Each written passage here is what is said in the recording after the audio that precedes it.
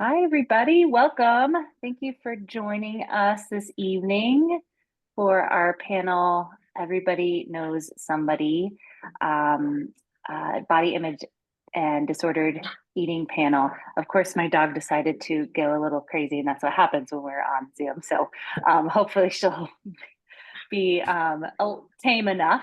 I have an amazing panel here joining us with Greensboro Power Studios tonight. I'm going to kick it off by introducing Mary Beth Sullivan, who is not only a member of Greensboro Power Yoga, but also a eating disorder coach and a support of Nutritious Thoughts program, and she has been instrumental in orchestrating this panel and gathering this group of amazing women to speak on this very important topic. So I will hand it over to Mary Beth, and thank you for being here. Yeah, thank you. Thank you, Mia. Thank you, Mia, for supporting this and for the studio, all the support that you all have given to this. This is National Eating Disorders Awareness Week, in case you did not know that. And so tonight we wanted to bring you a lot of experts in the field that can share some information with you and then answer any questions you have. So as we go through the program, please write down any questions you may have so you can ask it at the end.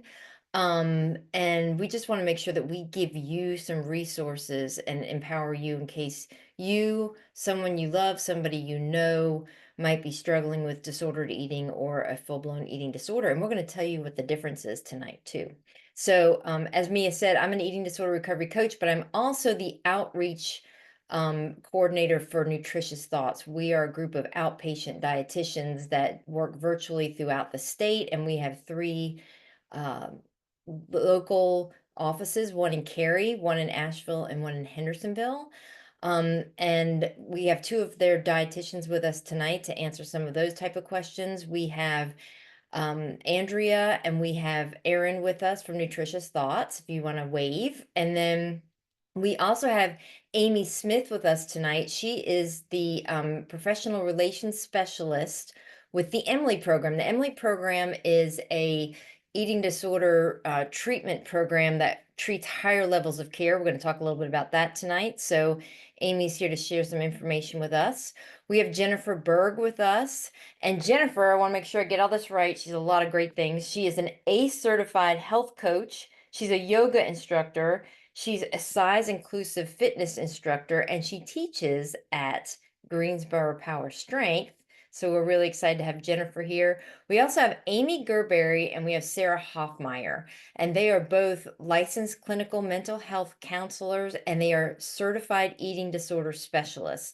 They both come from working in higher levels of care for eating disorders. So they have been in this field for many, many years and have now opened their own outpatient practice called True North Wellness, and they are located in the Raleigh-Durham area. And they do virtual as well. And let's see, we also have Audrey Williams with us, who is also a licensed clinical mental health counselor working with adolescents for Atrium Health, Wake Forest Baptist, outpatient. And let's see, let me make sure I didn't miss, did I miss anybody? Okay, so that's a lot of people with a lot of knowledge tonight. So we're going to go ahead and kick it off because we want to make sure we get to tell you as much as we can. So I want to start with Amy Smith with the Emily program, and she's going to tell us a little bit about myths and truths around eating disorders. Thank you. Thank you, Mary Beth. It's really great to have everyone here this evening. Appreciate you taking the time. As Mary Beth mentioned, I am with the Emily program. We've been treating eating disorders across the country for probably a little over 30 years. I'm going to be mindful of time. So when I'm going to go through this quickly, but we can revisit it at any point. I want to talk specifically about myths and truths about EDs, eating disorders. Myth number one, you can tell a person has an eating disorder by their appearance.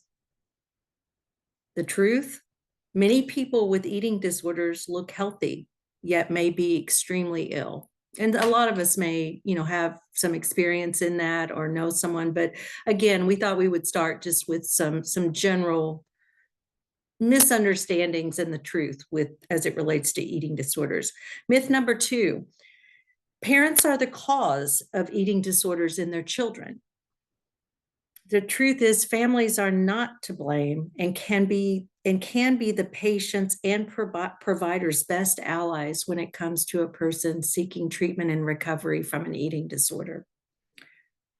Myth number 3, an eating disorder is no big deal. It really won't affect a person's life. An eating disorder is far from no big deal. An eating disorder diagnosis is a health crisis, actually, that disrupts personal and family functioning. Personal in the sense of not just physical, but socially, physiologically, mentally. The fourth myth that we often hear around eating disorders: they don't have an eating disorder, they just choose to diet. We need to understand that eating disorders are not choices, but seriously biologically influenced illnesses. These are brain challenges, okay, and biological issues. Myth number 5, only women and girls have eating disorders. I would say if you make a visit to any of our programs, you will actually see that that is a myth. We actually see all genders who experience eating disorders. They affect people of all genders, ages, races, ethnicities, body shapes and weights, sexual orientations, and socioeconomic statuses. I mean, this thing does not discriminate, right? So that's another myth. It's not just the girls. Myth number 6, you can't die or become seriously ill with an eating disorder. I mean, this is a pretty serious statement, okay? The truth is, eating disorders carry an increased risk for both suicide and other medical complications that can compromise a person's health and ultimately be fatal. And that's, to me, one of the most important myths about eating disorders, is that they are life-threatening if there's not intervention for them. Myth number 7, eating disorders are caused by what you see in the media. The truth is, genes and environment play an important role in the development of eating disorders. Now, while there is that component of, body image and things that, we get locked into, what the media shows us and tells us, there is actually a lot of science that says that our genetic makeup, as well as the environment that we're raised in, can often be big factors in leading to an eating disorder. Myth number 8, if a parent has an eating disorder, their child will have one too. The truth is, genes alone do not predict who will develop eating disorders. So just because mom or dad may have some eating issues, it doesn't necessarily mean that the children will. And the last myth, there is no recovery for an eating disorder, only management. The truth is, full recovery from an eating disorder is possible. Early detection and intervention are important. I think you'll hear from folks on this panel tonight that maybe can speak to some lived experience from that perspective, but I want everyone to please hear that early detection and intervention are important. I had a 20-year-old stepdaughter that we actually didn't intervene early enough. And she's with us. It's still a day-to-day challenge, but my point is that had we been able to intervene earlier, I don't know that it would have gotten to the degree that it got to had we sought help. So with that, I'm going to give it back to Mary Beth, but kind of just wanted to debunk some of those myths out there around eating disorders. And again, I appreciate you all being here this evening. Thank you. Thanks so much, Amy. That was great. And again, what I want to drive home is the fact that this illness, this mental illness, was the leading cause of death among all mental illnesses prior to the opioid epidemic. So it is an extremely serious and unfortunately often fatal disease. One person dies every 50 minutes from an eating disorder. So, just thinking that it's okay for somebody to be on a diet and maybe getting too thin, and that's okay. we have to keep that in mind, okay? So I want to pass it now to Amy Gerberry and to Sarah Hoffmeyer, who are going to talk a little bit about the difference between what we call disordered eating and eating disorders. And we always say about 99.9% of Americans have disordered eating. The others have a full-blown eating disorder, because we are such in a diet culture. And we're going to talk about that a little bit more later, but I'm going to turn it over to Sarah and Amy. Thanks, Mary Beth. So we'll talk a little bit about kind of what the difference is. I think we're going to talk a little bit more about diet culture in a second too, so I won't spoil that too much. When we think about eating disorders and disordered eating, we think about eating as really existing on a spectrum, right? Our relationship with food and our body is a very kind of spectrumy experience. And on one hand, we have clinical eating disorders, which I'm going to have Amy talk about in a second. And on the other end, we have more of an kind of intuitive relationship or neutral relationship with food. And everything in the middle, that kind of middle space between those two ends, is what I tend to think of as the disordered eating zone. And it can look like lots of different things. When we think about disordered eating, we're thinking about behaviors that people are engaging in, usually to attempt to influence their health, affect their weight, make some change in their body or some change in their life. But these behaviors can have harm on our overall well-being.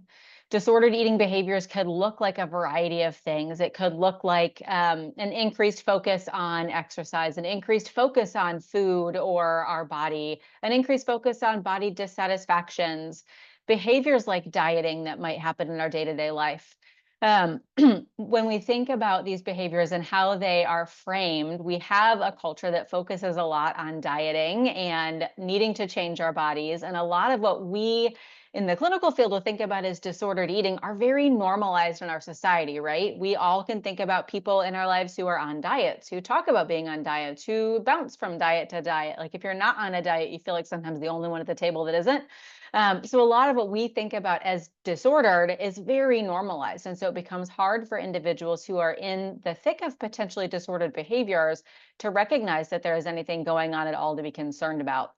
Amy, do you want to talk a little bit about kind of when it tips from kind of being in this disordered gray zone to really becoming a concerning clinical eating disorder presentation? Absolutely. It's great to see everybody and great to meet you. Lots of great people on this call and lots of valuable information. And I think, you know, what we know about eating disorders just out there in the public, there may be a lot more that you don't know. There's eating disorders that people don't even really talk about. I mean, it used to be that it was always talked about anorexia and bulimia. Those were the common ones, right? And so when we look at disordered eating, it's almost kind of like people that have disordered eating are at higher, greater risk for being diagnosed than eventually with an eating disorder. And it's kind of like the gateway. When you look at that spectrum, and we all know somebody that has disordered eating. It's so common, it's mind-numbing. But eating disorders, you know, in the work that we do, I think that one of the myths that was shared, I think is really important, and that is about families. You know, in the family with someone suffering and struggling with an eating disorder, no one is spared. And I think it's important to know, if you're working with families, that no one in that family, in that path, is spared from that suffering. So when we look at eating disorders, yes, there's the ones that we all know about, like anorexia nervosa, bulimia. There's avoidant restrictive food intake disorder, which is it's gained more popularity, if you will, over the last 10 to 15 years. And that can vary and range from picky eating to kind of a phobia of eating or a fear. So it's a little different than the body image distress that people with anorexia and bulimia struggle with. There's also eating disorders that are slightly above the disordered eating, but not yet clinically anorexia or bulimia. So it's wide and vast how the eating disorders manifest, but it is based on the amount of distress and impairment that a person is going through is what's going to tip that scale. Anything you want to add, Sarah? No, I think that impairment piece is really important, right? So for me, when I think about somebody who calls me with concerns and they're trying to figure out what is happening, is this a problem? Is this not? That tipping point from disordered eating to full-blown diagnosable eating disorder really comes down to what level of impairment are we facing? How much is the behavioral experience you have really interfering with your day-to-day life? How overwhelmed is your, brain by what, these behaviors are doing for you? How entrenched is this pattern, and how hard does it feel to stop, right? Again, we all know somebody who's on a diet, and many people can go on a diet and then stop their diet and not think twice. And, for folks who end up developing an eating disorder, that ability to stop starts to feel impossible. So again, that impairment piece feels really significant when I look at where someone's at on that spectrum. And I want to reiterate to the early intervention piece, because I can't express that enough. If someone is really struggling with the disordered eating and you feel like it's a little over the top, that's the perfect time for them to be referred to a counselor, because there's an obsessional quality that then takes over. And I think it's really, really important that, the rate of recovery is directly correlated to how early intervention happens. So I think that that's an important piece to make sure, because that's going to make a huge difference, because then medical can get involved. We've got to have, lab tests and all the things. And so there's a whole path that needs to happen. And so getting help early as soon as possible, even if it's just disordered eating, right? Great, thank you. Thank you both so much. All right, we're going to chat a little bit more about diet culture now, and I'm going to turn it over to Erin and Andrea from Nutritious Thoughts.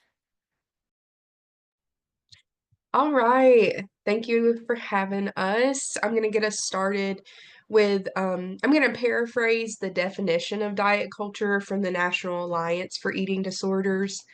And it says that diet culture encompasses the collective beliefs and practices that promote the pursuit of weight loss as the ultimate marker of health and well-being.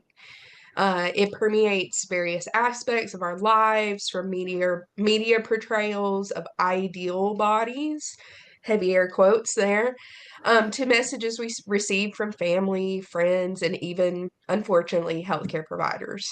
Diet culture often emphasizes the importance of adhering to strict eating regimens, aka disordered eating behaviors, promoting quick fixes, and advocating for what's known as the thin ideal, or otherwise just the fact that everybody should be thin or be in a thin body. This narrow focus on weight loss overlooks the complexity and diversity of individual experiences with food and health. Ultimately, diet culture, it portrays itself as this thing that's concerned for our health and our well-being, but it actually is meant to keep us distracted. It keeps many of us oppressed, and it encourages us to spend our money. And so I'll hand it over to Andrea to kind of continue with that thought. Yeah, of course. I agree with what Erin said about it encouraging us to spend money. I don't know if y'all know, but the weight loss industry is a $93.8 billion industry. It's wild. And diet culture itself upholds thin privilege, makes it more difficult for people in larger bodies to access jobs. There's discrimination that can happen within the workplace. It can impact their access to benefits, whether that's their healthcare premiums or getting approved for life insurance even. It can impact their access to healthcare. Weight stigma within our healthcare system is a very real thing. You've probably heard of folks, friends, family who've gone to the doctor for a certain health condition are told, why don't you try losing weight? Or I know I've heard of folks going to the doctor for a sinus infection and being told to lose weight. So it does impact folks' health outcomes in that way. There's this idea that our worth is tied to our body size, or that we have full control over our body size or our health. And this belief that folks in larger bodies, their body size is a result of poor health choices. Yeah. Yeah, which is just not the full picture, as we know, right, Andrea? Yeah, and so we wanted to give a couple of examples of where we see diet culture. These are just some ones we could think of. There's a million every day. But there's constant ads and commercials for fad dieting, meal services, and not to say that all meal services are a bad thing. And then weight loss medications, of course, we're probably all familiar with seeing a lot of those, and especially around certain times of year, those things pick up as well. I know we often see it in our dietetic practices, New Year's resolutions, getting ready for summer, those kind of things. Um, Another way that diet culture manifests is through the marketing of clothes and types of clothes, actually. So, problem area solutions like slimming, tummy control, those kind of things. That's another diet culture telling us that we need to look a certain way. We need to have no bumps, no creases, no lines. Um, and then there's so many diet products now, and some of them can be useful for certain things. Again, there's nuance, but I'm sure all of us have seen this explosion of keto products in our grocery stores over the last several years. Yeah, and then anything that's a quick fix. The one last one I'll say, and this is like a personal example, is of like coming back to work after having a pretty bad stomach virus, not in my workplace, of course, but coming back to work after a stomach virus and your coworker being like, oh, I need to get a stomach virus to lose this last 10 pounds. Something that people don't intend to be harmful. It feels like an offhand comment, but it perpetuates the thin ideal in diet culture. And then Andrea, you had a couple examples, I think. Yeah. Yeah, well, back to what you said, Erin, I think that's a good example of like, you can't look at someone and know anything about their health, right? That person had norovirus. You can't tell whether someone had an illness. And so that's why we just recommend don't make comments on someone's body, their body size. But even back to like the grocery store, you'll see packaging on foods that say things like guilt-free or healthy or natural. There's so much on social media around diet culture. I love TikTok. I'm all up on TikTok, but there's so much on there. There's a lot of labeling foods as good or bad, or here's a substitute option for this quote unquote bad food, or there's people in grocery stores picking up products saying this food has, these chemicals in it, or this is bad for you. There's what I eat in a day content from people encouraging weight loss. I think that's kind of what I had. There's also like a lot of promotion of dietary supplements as well on social media. I know that Jennifer, I believe you wanted to speak a little bit about diet culture in fitness spaces. Yeah, thanks, Andrea. Yeah. I think it's really interesting because we talk about how diet culture is so common, and then in the fitness world especially, it is so normalized. And so as I speak about it, I'm not only speaking about it from my professional experience, but also my personal experience of having spent many years of my life battling an eating disorder. And while I consider myself recovered, it's still something that holds space in my head, and it still makes me very, very aware when I hear these things. It's so normalized, the jargon around the diet culture, and we see it in fitness classes, talking about burning off calories or sculpting a body part or shrinking a body part. People use it to motivate. Again, we see it on social media. We hear it in classes. And it's become so normalized that we don't even think about what that is saying to somebody. It's reinforcing the idea that we are working out to make our bodies look a certain way, that's the perk. That is the whole point of working out. Even if you're not struggling with an eating disorder. And if you are, then it's incredibly triggering because it's that constant reminder of you need to be working harder. You need to be doing this because the worst thing that you could ever do is gain weight. How dare us? And as we think about body sizes in the fitness industry itself, acknowledging and recognizing the weight bias that shows up in that space and how a lot of assumptions, again, what has already been talked about tonight about people looking at somebody's body and making assumptions. I'm standing here as a white woman in a straight size body, meaning that I can walk into a Target or a store and find a clothes in my size. And yet I am still technically not the ideal when we look at what the fitness industry puts out there. And that has been said to my face, that has been said to me at classes, it's been said to me at my smallest.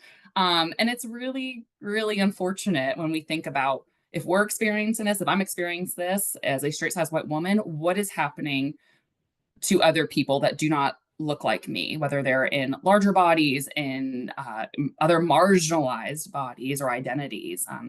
It's really prevalent for that. I want to address this in two different ways too, both from a fitness instructor perspective, because I see we have some instructors on here, and then also from a human point of view. And so I think our responsibility in the space as fitness professionals, and while we can't know everybody's lived experience, we can come from a place of compassion and awareness, and it can benefit everybody in our classes, whatever their history is. So that looks like not telling people that they're earning food. Like, oh, we hear it a lot about the holidays. Oh, you'll be grateful for this when you're, at your Christmas party. No, that's reinforcing that you have to earn your food. Not telling people to suck in their gut, getting rid of the no pain, no gain mentality or teen no rest days, and reminding people about the non-aesthetic based benefits of working out and keeping in mind different body types. Remembering, especially in like the size inclusive space, this is something that's really prevalent and is not always thought of, is that there are certain things that are not available to different size bodies, larger bodies. If we're thinking about it from a yoga perspective, if we go into a forward fold, somebody with more weight around their stomach is going to need to take their feet wider apart to make space for that. And so if we're cueing from a space of have your feet close to touch, that might not make that pose accessible to somebody. And I'm happy to give more examples of that if ever needed. And then from a human being approach, whether you're a fitness professional or not, just like what Erin and Andrea said, not commenting on people's bodies. Just not ever. Even if you think you're giving them a compliment, like, hey, looking great. I recognize that has been so normalized and that people love to hear it. And I also know that I loved to hear that when I was in the height of my eating disorder. And it fueled me even more because it told me that what I was doing was worth it and that I should keep it up.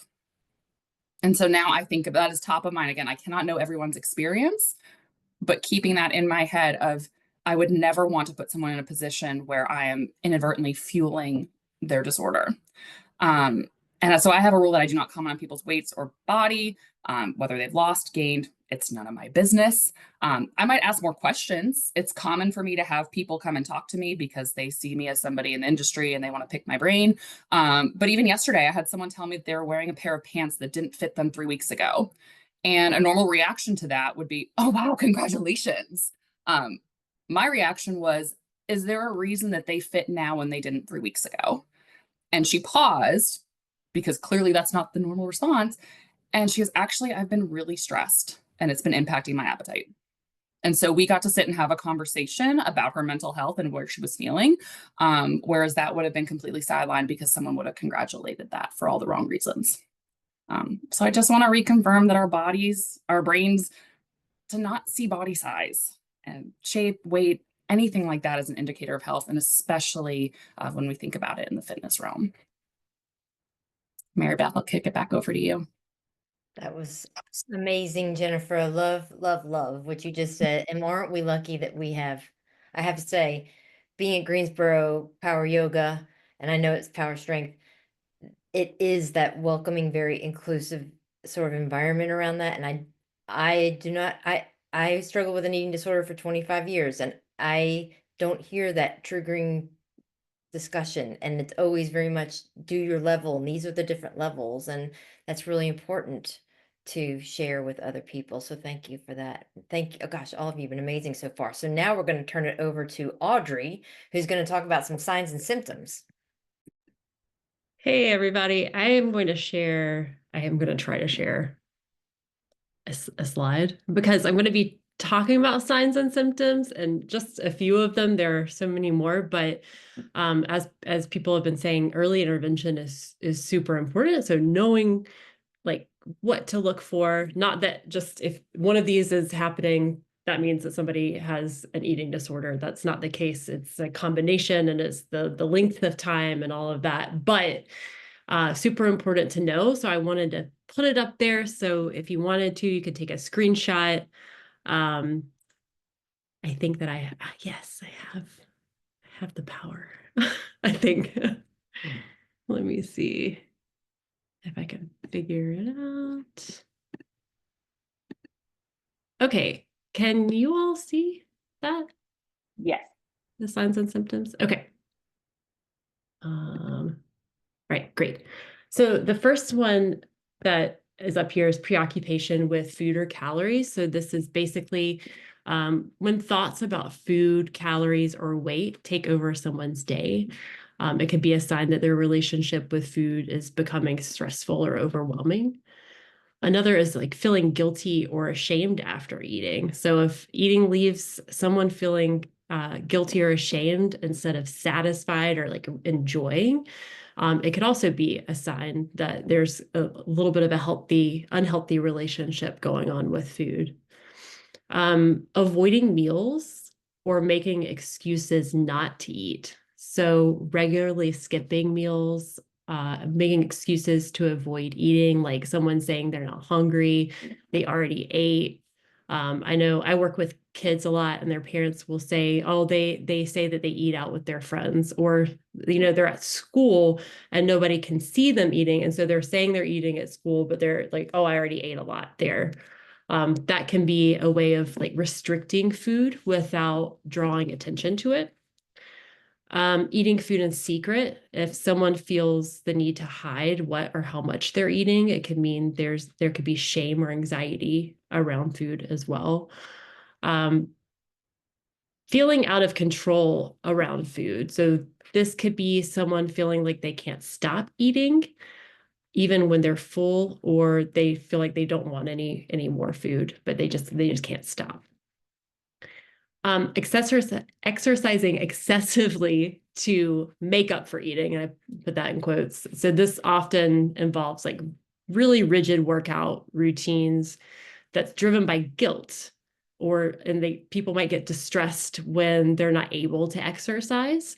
So it's different than just your regular workout routine. So it's prioritizing exercise over other things that are important in life, like, rest or social life, responsibilities.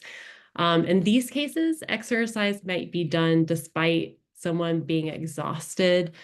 They might have an injury or an illness.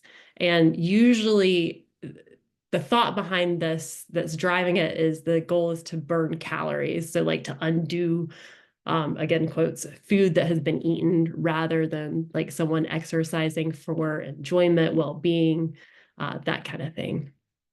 Another is preparing food for other people, but not eating. A lot of the kids I see really enjoy cooking, really enjoy baking. And they did that, and then their parents would notice, oh, did they eat what they were baking? Or did they watch you eat it? And a lot of times it's, oh, yeah, no, they weren't eating what they were making. They were actually really enjoying the process, but then they were watching other people, and they would avoid eating that food. Avoiding entire food groups. So this is without a medical reason, of course. Going to the bathroom immediately after meals. This could be a sign that someone is making themselves vomit after eating. Wearing baggy clothes, and of course, just wearing baggy clothes alone is not the case, but this could be that either that someone wants to conceal their weight loss, or because the person could be self-conscious about their body size and they're trying to cover. So I've seen both. All right. Now some physical signs and symptoms. So again, not all of them, but dizziness, fatigue, changes in weight, of course, feeling cold all the time. Lanugo, this is the fine hair that you see on newborns. But in the case of an eating disorder, the presence of lanugo is the body's response to malnutrition. And so basically, if we don't have enough fat, our body will compensate by growing this type of hair so it can conserve heat. So this is something that might pop up, as well as the lanugo.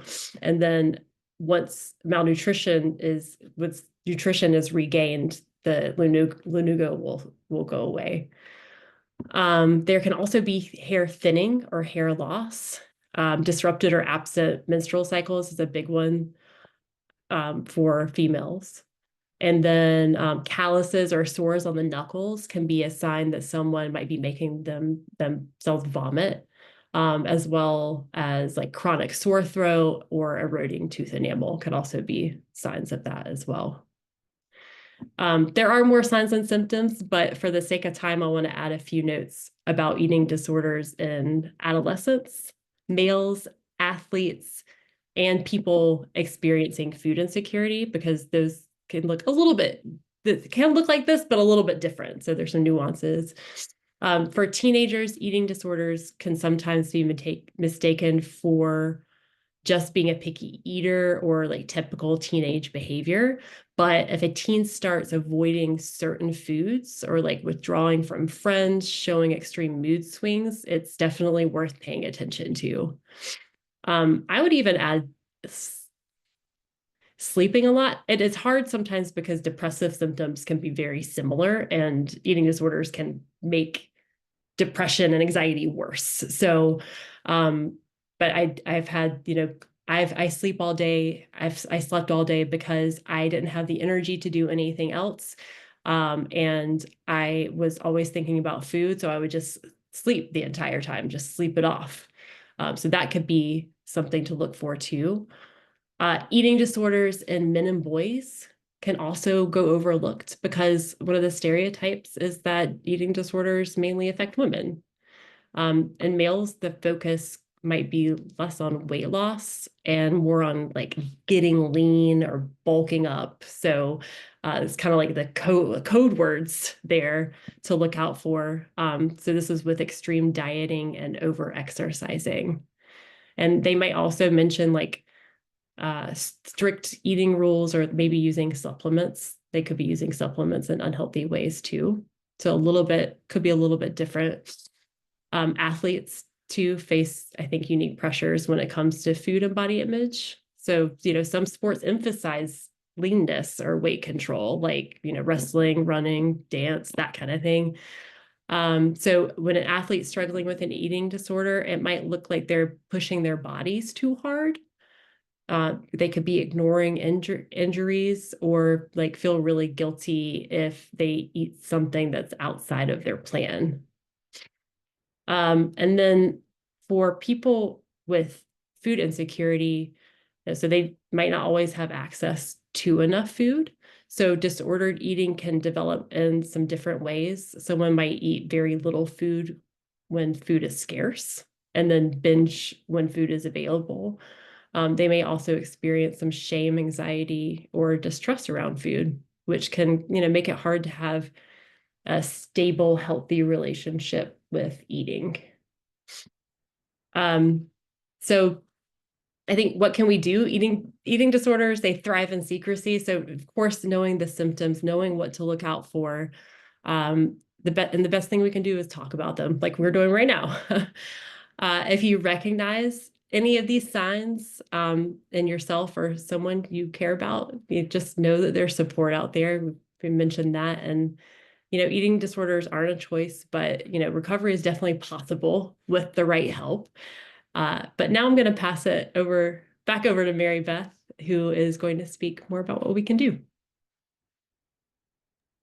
Thank you so much, Audrey. That was really helpful. And all of us on this panel could probably go on for 2 days about things, signs, symptoms, what to do in certain situations.